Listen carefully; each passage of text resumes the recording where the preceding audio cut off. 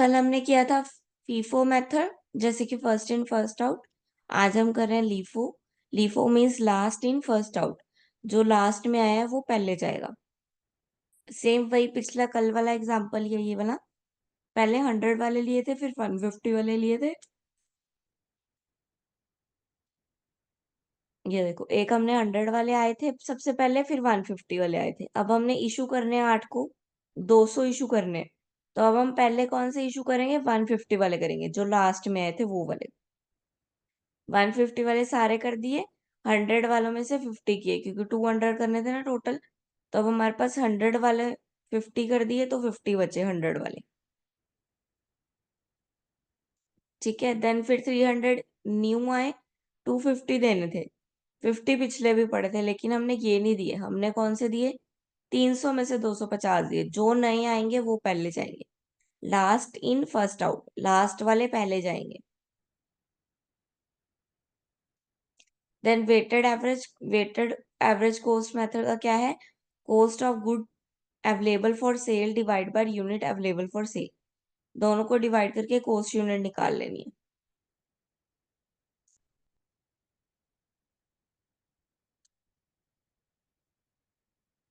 Weighted average दिया हुआ है। सेम वही क्वेश्चन है, 100 150 200 इशू करने हैं अब उनको। ठीक है, तो इन दोनों का पहले टोटल किया 150 प्लस 100, कितना हो गया? 250। अमाउंट कैसे निकाली है ये वाली?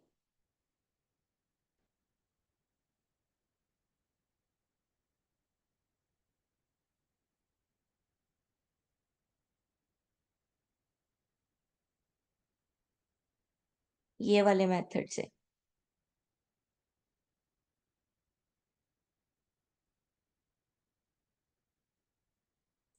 Cost of good available for sale, जितनी उसकी कॉस्ट है वो, divide by unit available for cell.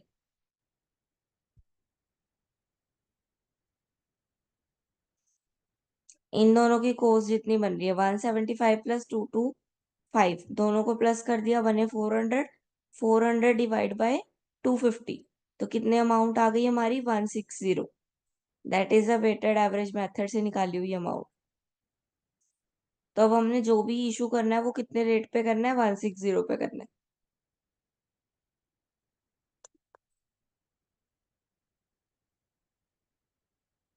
ठीक है, तो अब हमारे पास यूनिट कितने बचे? 50 यूनिट। अमाउंट 160। नेक्स्ट 300 और आ गए, तो 300 प्लस 50 350, और इसके 80 रुपए, इसके 480 रुपए। 480 प्लस 80 560। 560 डिवाइड बाय 350, दोनों को डिवाइड किया, 1.6 आया। तो 1.6 इंटू 350।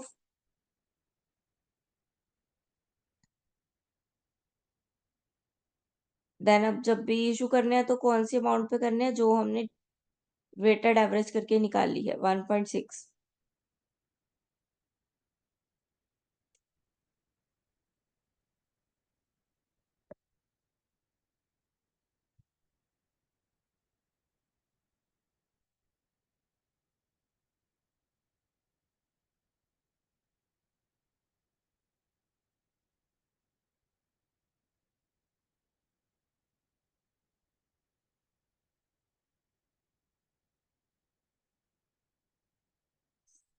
ये मेथड लगा के निकालना है क्वेश्चन। मार्च, ये सारे परचेजेस हैं, और ये इशू है 10 मार्च को, 14 मार्च को और 30 मार्च को। ये तीन तीन बार इशू किए गए हैं। लीफो से भी निकालना है इसको, फीफो से भी निकालना है, और एवरेज से भी निकालना है। 1 मार्च के बाद पहले 10 मार्च वाला इशू किया जाएगा, फिर 12 के बाद, सॉरी 15 के बाद, 12 के बाद, 12 के बाद 14 वाला इशू किया जाएगा, और फिर 20 के बाद 30 वाला इशू किया जाएगा। डेट के अकॉर्डिंग उसको करना है। नेक्स्ट आ गया फाइनल अकाउंटिंग। फाइनल अकाउंटिंग, हाँ जी, पढ़ो कैपिटल और रेवेन्यू। बताओ जरा, what is capital and what is revenue? Chat box में आंसर चाहिए मुझे।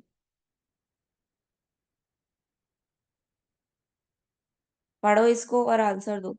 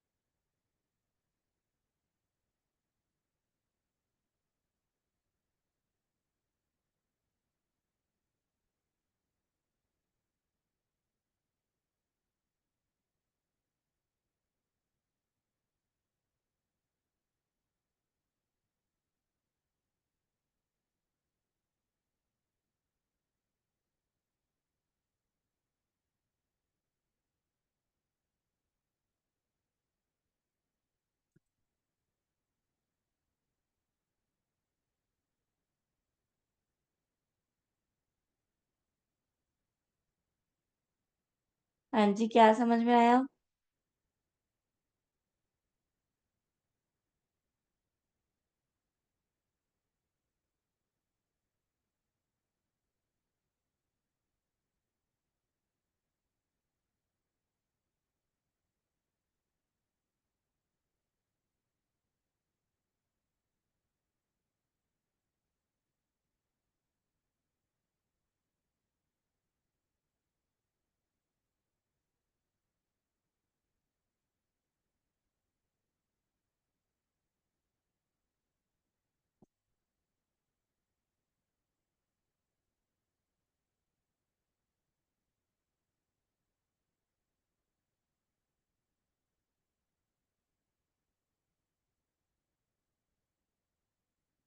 रेवेन्यू और कैपिटल।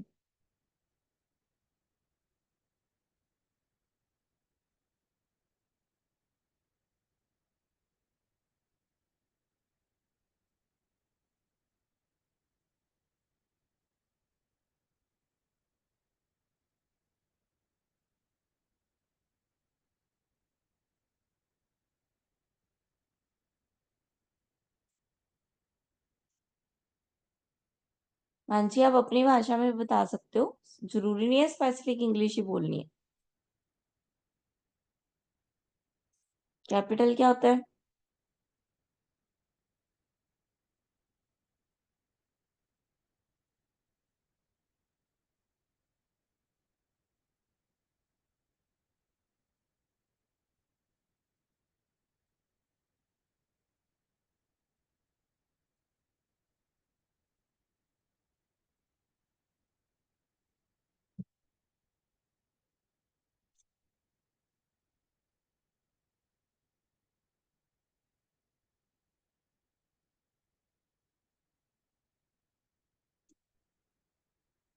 हाँ जी, कैपिटल मीन्स जो ऑनर लेके आते हैं, ठीक है, ऑनर्स यानी कि जो कंपनी को चला रहे हैं, रन करवा रहे हैं, ठीक है, जो वो लेके आते हैं amount, that is the capital.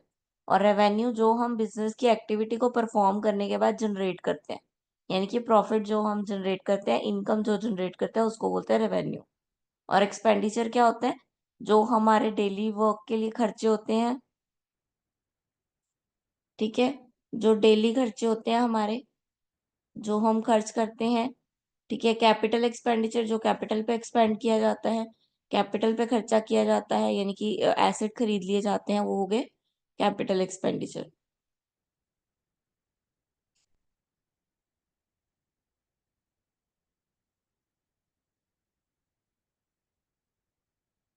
3 तरह के अकाउंट बनाते हैं फाइनल अकाउंट में। पहले ट्रेडिंग अकाउंट बनता है, manufacturing account, then profit and loss account, then balance sheet.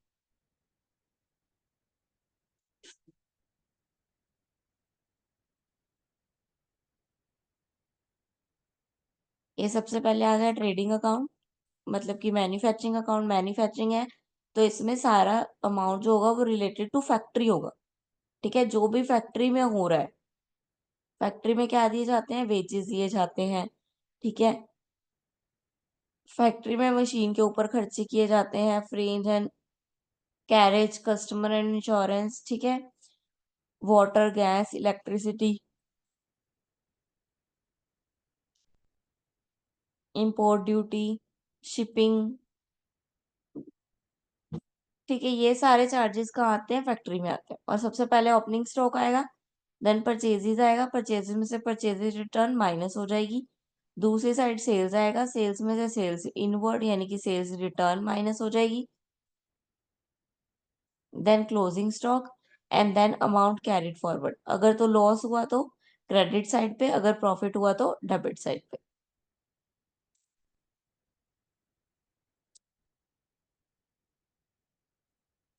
ये आपको अमाउंट दी हुई है। ट्रेडिंग अकाउंट बनाने के लिए बोला गया, बनाओ फटाफट। सबसे पहले ओपनिंग स्टॉक डालो, देन परचेजेस डालो, परचेजेस में से परचेजेस रिटर्न माइनस कर दो। दूसरी साइड सेल्स डालो, सेल्स में से सेल्स रिटर्न माइनस कर दो।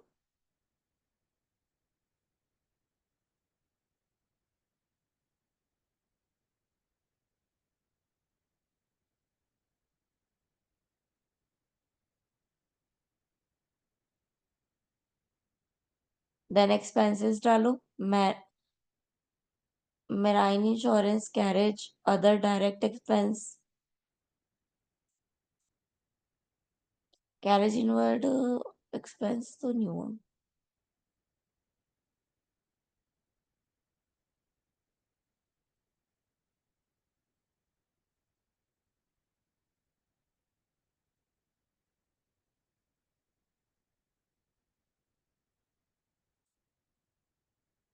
डाल के लेस कर दो, फिर देखो आपका क्या आता है, क्रॉस लॉस आता है या प्रॉफिट आता है।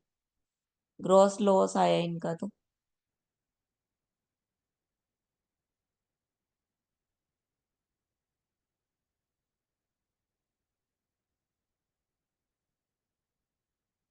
Then profit and loss loss account, profit and loss account कौन सा होता है, जो किसका बनता है, बिजनेस ऑर्गेनाइजेशन का बनता है। ठीक है, कंपनी का बनता है, मतलब कि जो ऑफिस का बनता है, ऑफिस। ठीक है, ऑफिस का बनेगा वो प्रॉफिट एंड लॉस अकाउंट होगा, फैक्ट्री का बनेगा वो मैन्युफैक्चरिंग अकाउंट होगा। ठीक है, अब ऑफिस में क्या खर्चे हैं, ऑफिस में प्रोडक्ट तो बनाए नहीं जा रहे, ऑफिस में तो उस प्रोडक्ट को मैनेज किया जा रहा है, तो सेल्स, रेंट, ट्रेडिंग, स्टेशनरी। ठीक है, repair, expenses, office expenses, interest, charges, commission, ये सब आएगा। ठीक है, अगर कुछ रिसीव हो रहा है तो क्रेडिट साइड, अगर पे हो रहा है तो डेबिट साइड। ये क्वेश्चन है, निकालो जरा, इस क्वेश्चन को सॉल्व करो फटाफट। ऑफिस के सारे खर्चे, जो खर्चे हैं वो डेबिट साइड, और जो रिसीव हो रहा है वो क्रेडिट साइड। लिख लो सारा सारा, निकालो इसका आंसर जल्दी।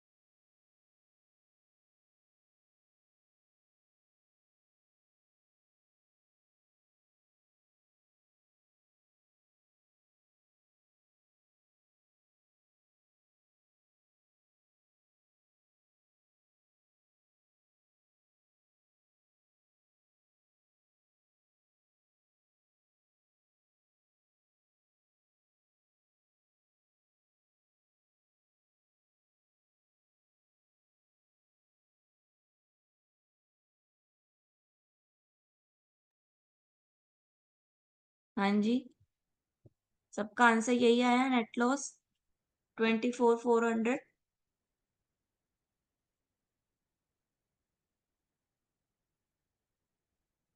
Very good.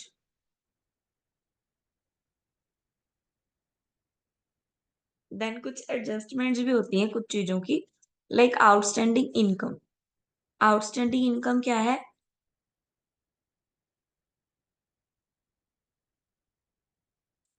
हमें पहले इनकम रिसीव हो गई,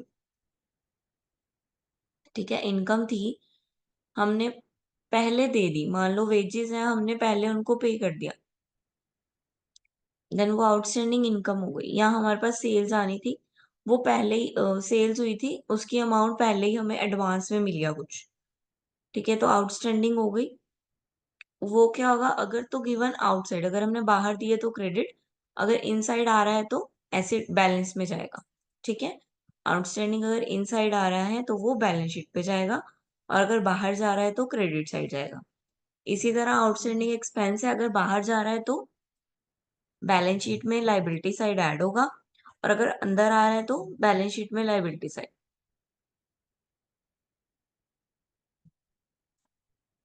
अब प्रीपेड एक्सपेंस है, इसको लेस करना है लाइबिलिटी साइड में से, और बैलेंस शीट में आएगा लाइबिलिटी साइड। गिवन है, टेकन है, दोनों में से कुछ भी। Now balance sheet, balance sheet तो आपको पता ही है, एसेट एंड लाइबिलिटी, एक तरफ एसेट्स आती हैं, एक तरफ लाइबिलिटी आती है। एसेट्स में सारी अमाउंट जो हमें फायदे दे रही हैं, जो हमारे लिए वर्थी हैं, ठीक है। और लाइबिलिटी में जो हम पे कर रहे हैं, लोन पेएबल जो भी हमने पे करना है वो,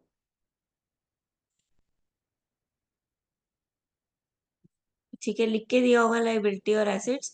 बस इसमें कुछ चेंजेस होने हैं। इसमें क्या होगा, इसमें प्रॉफिट ऐड होएगा लाइबिलिटी वाली साइड, क्योंकि वो कैपिटल का पार्ट है ना, तो वो प्रॉफिट ऐड होगा।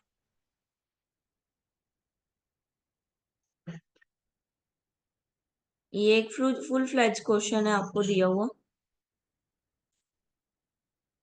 ये आपने करना है, स्क्रीनशॉट ले लो इसका। ये आपने करना है, इसमें वेजेस भी हैं, मतलब यहाँ इसमें फैक्ट्री के एक्सपेंसेस भी हैं, ऑफिस के एक्सपेंसेस भी हैं, और बैलेंस शीट के एक्सपेंसेस भी, बैलेंस शीट और एसेट्स भी है। तो आपने इनको अमाउंट को देख देख के डालना है कि कौन सी अमाउंट कहाँ जानी।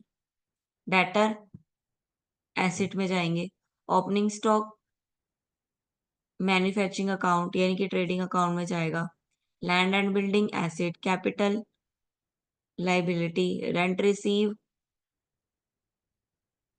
Office, cash in and cash at bank asset, wages manufacturing, creditor liability, ठीक है। तो ऐसे करके सब डालने हैं ये अमाउंट, ये सब डाले हुए हैं। हो जाएगा ये क्वेश्चन।